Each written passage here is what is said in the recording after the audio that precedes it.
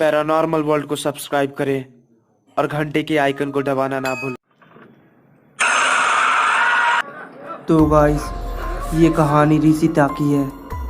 रिशिता एक छोटे से शहर में रहती थी और बचपन में ही उसका एक एक्सीडेंट में पूरा शरीर बुरी तरह जल जाता है और सभी बच्चे उसकी बुरी तरह मजाक उड़ाते थे। कभी कभी तो बड़े भी उसे नहीं छोड़ते थे।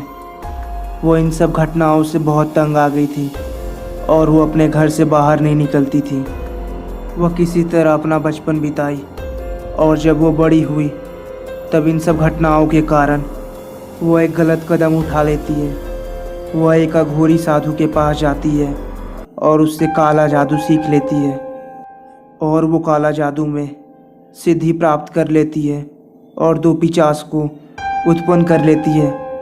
वो दोनों पिशाच उसकी सभी इच्छाएं पूरी करते थे, पर अघोरी ने उसे एक चेतावनी दी थी कि जब तुम अपनी इच्छाएं पूरी कर लोगी तब इन्हें आज़ाद करना, वरना ये तुम्हें भी नहीं छोड़ेंगे। इसके बाद रिशिका सभी लड़कियों की खूबसूरती उन पिशाच की मदद से अपने अंदर समा लेती थी और दिन पर दिन वो खूबसूरत होती जा रही थी और उसकी लालच बढ़ती ही जा रही थी। वो पिशाच उससे आज़ादी मांगते थे, पर वो उन्हें यह कहकर शांत कर देती थी कि एक और शिकार, उसके बाद मैं तुम्हें आज़ाद कर दूंगी। और वो दोनों पिशाच एक और शिकार के पीछे पड़ जाते थे।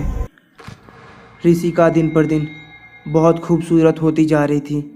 सभी लोग यह देखकर आश्चर्यचकित हो जा रहे थे, पर उसने एक गलती कर दी।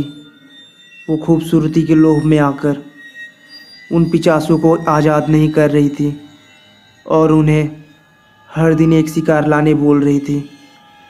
पर एक रात कुछ ऐसा होता है जिसके बाद रिशिका को बहुत पछतावा होता है।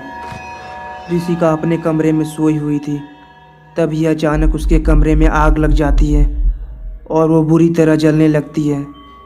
वो अपनी जान बचाने की कोशिश करती है, पर वो दोनों पिशाच उसके सामने खड़े होकर हंसने लगते हैं।